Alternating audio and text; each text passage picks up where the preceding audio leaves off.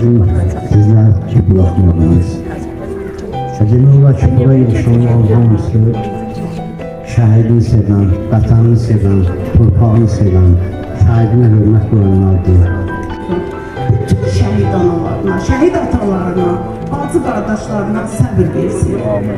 Mən bugün nə qədər danışsam, ürəyim çox doludur. Çünki Vəlimin bugün İzzət ata əşrəf olub mövlud.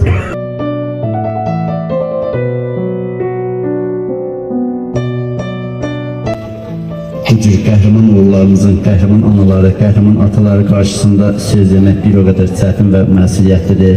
Şəhidlik böyük bir zirvə olmaqla yanaşı, eyni zamanda böyük bir məktəbdir. Hansı ki biz o məktəbdə vətənə məhəbbəti, anaya sevgini, vətən uğrunda, torpaq uğrunda canımızdan keçməyi, canımızı fəda etməyi öyrənirik. Hər dəfə şəhidlər xiyabanını, şəhid məzarlarını ziyarət edərkən bu zirvənin necə böyük bir zirvə olmaqla yanaşı, eyni zamanda əlçatmaz bir zirvə olduğunun bir daha şahidi oluruq. Dahi şairimiz Səməd Vurğunun demişkən, ölüm sevinməsin qoy, ömrünü vermir pada, el qərinini canından daha əziz bilənlər. Şirin bir xatirə tək qalacaqdır dünyada, sevərək yaşayanlar, sevilərək ölənlər. Mən bir gün həqiqətən demək istəyirəm ki, həqiqətən qəhrəman vəliniz zaman şəhid olsa da bir deyim var, neçə il yaşamaq deyil, yəni neçə yaşamaq deyil, necə yaşamaq.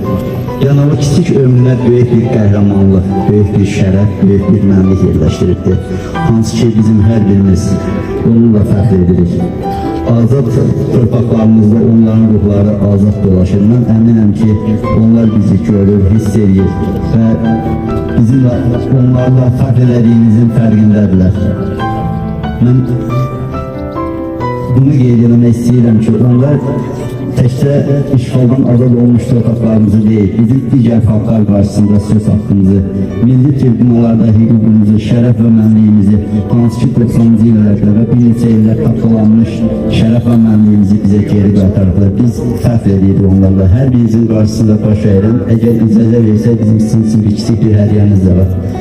İcazənizlə. Çox sağ olun, diqqəti üçün hər bizə təşəkkür ederim.